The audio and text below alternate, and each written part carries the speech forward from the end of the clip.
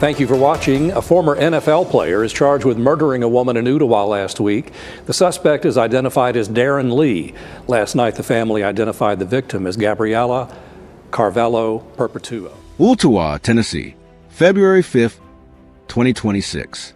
Gabriella Perpétuo was found dead inside the home she shared with Darron Lee. She was a real woman with a real life, and she deserved to walk out of that house alive. She never did. When law enforcement arrived, Darron Lee had an explanation ready. He told police that Gabriella may have fallen in the shower. An accident, he implied. Tragic but simple. Wasn't saying anything, that's why I called 911 immediately. I'm like, well, what is going on? In this newly released body camera video, you can hear Lee tell deputies he doesn't know what happened. What the hell happened? Like, I was out. I was sleeping alone. Investigators were not convinced. The blood evidence inside that home did not match his account. And when the medical findings came back, any remaining doubt about what this case was dissolved completely. Gabriella had suffered blunt force trauma, multiple stab wounds, a fractured neck, a severe brain injury, and bite marks. No fault causes that. No shower accident leaves a person with that combination of injuries. What those findings described was a brutal, sustained attack on a woman inside her own home. And then came a detail that stopped people cold when it emerged in court filings.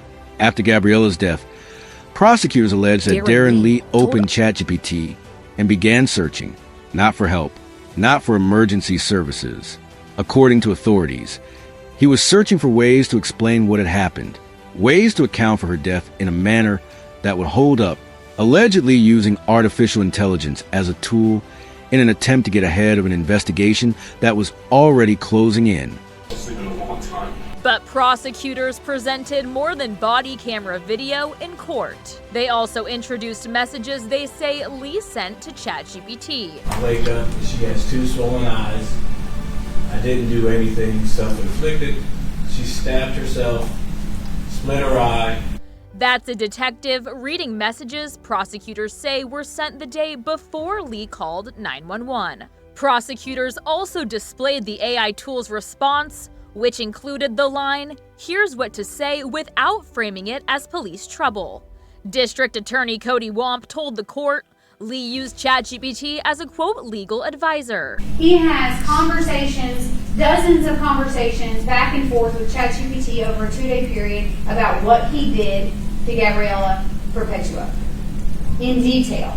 He asks how to cover it up. He asks what to say to 911. Prosecutors say those exchanges help establish their timeline of events, something the head of UTC's Criminal Justice Department says raises broader questions. The use of AI in criminal activity is something we're increasingly dealing with in the courts.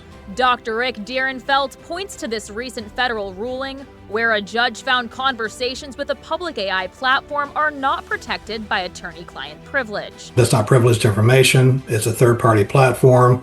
So you've in effect waived your confidentiality. These user agreements, when you sign those, you're actually publishing anything that you enter there publicly. Gabriella Perpétuo's story did not end the way it should have, but it is being told. And the evidence is doing the talking. Before we go further, drop a comment right now.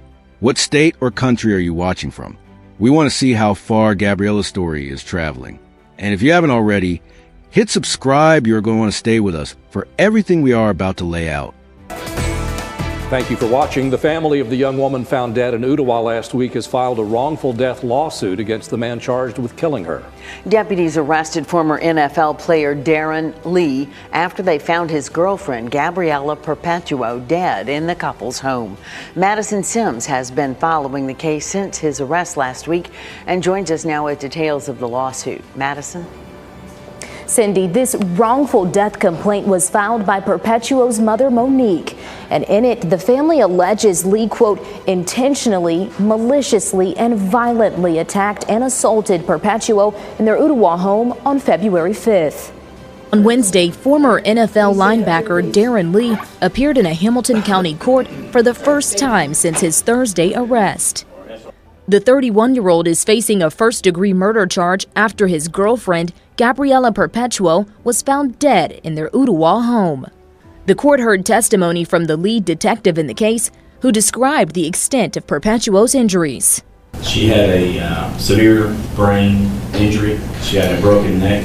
She had bruises all over her body. She had a large bite mark on her left shoulder.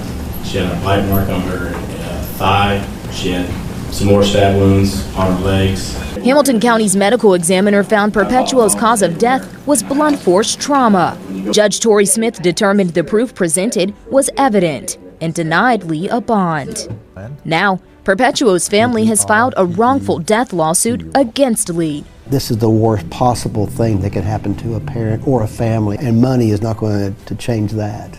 But it is something that can offset funeral expenses.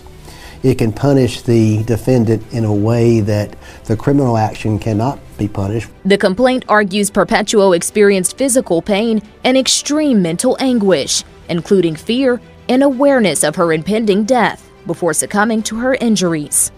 The family is requesting $25 million in compensatory damages, as well as $25 million in punitive damages. Well, the money will come from his bank accounts, his investment accounts, his personal property, his real estate, his pension plan.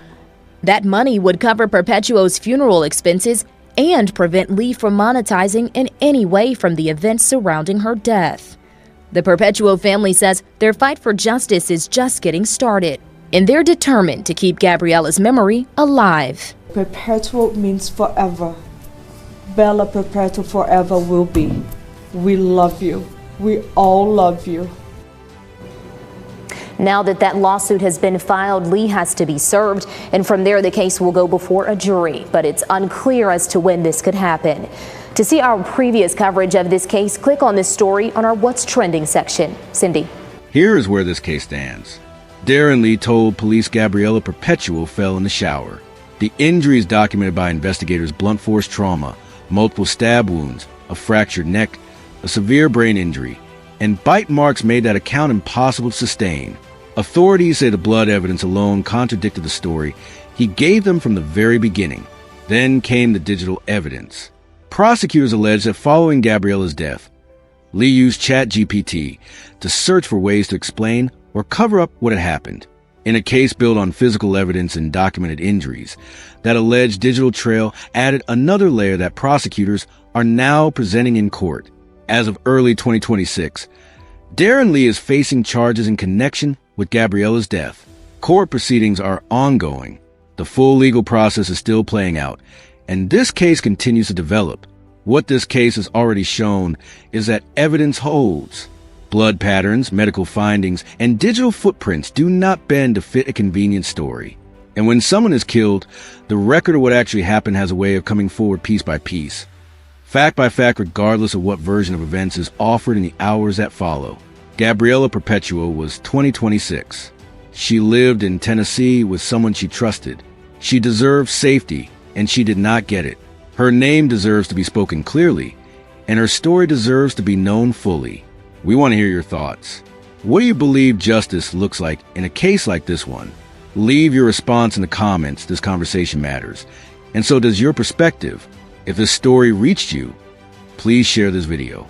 Every share puts Gabriella's name in front of someone new. Subscribe to True Crime Tower so you are here when our next case drops.